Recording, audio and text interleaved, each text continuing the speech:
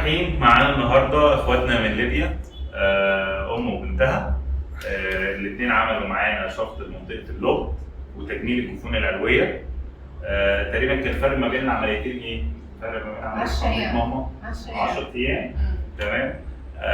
الاثنين الحمد لله دلوقتي خلصوا العمليه وخلصوا تقريبا فتره التعافي كامله، وخلاص قربوا يروحوا ان شاء الله باذن الله.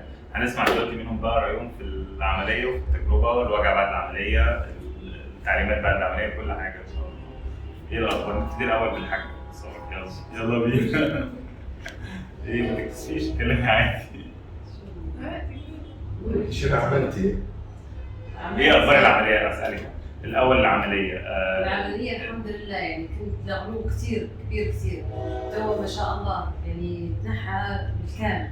الحمد لله. والجفون حتى هو الحمد لله يعني ما شاء الله صراحة. طب الدكتور ما شاء الله في معنى الكلمة يعني. الله يخليك. طب بالنسبه للوجع بعد العمليه؟ ما فيش وجع نهائي، حاجة بسيطة بس يعني اللغلوب حاجة بسيطة. أما الجفون ما فيش وجع. يعني كان كام يوم كده بعد العمليه وبعد كده بدات تحسي ان انت ارتحتي خالص؟ الحمد لله هيك اسبوع 10 ايام وبعدين الحمد لله مش الحمد لله. وجع بسيط، مش حتى وجع كثير يعني. الحمد لله. حاسه ان شكلك اختلف بعد العمليه؟ كثير. الحمد لله.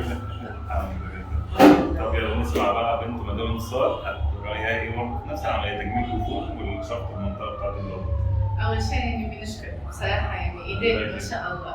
الله يعني يخليك. لما جات لقيت ماما عاملة العملية وشفت الغلو يعني صراحة انصدمت، وكان لسه متورم وكان أشكاله يعني، بس أنا صراحة تشجعت لما شفت النتيجة الحلوة يعني. الحمد لله. وبالنسبة للألم أنا حسيت ممكن أول 4 أيام. انا حسيتك اصلا مستحمله الوجع اكتر من أول 4 أيام بس يعني حسيت بوجع بس بعدين الحمد لله كان شيء طبيعي. المشهد صعب شوية بس يعني، والباقي كان كل شيء الحمد لله.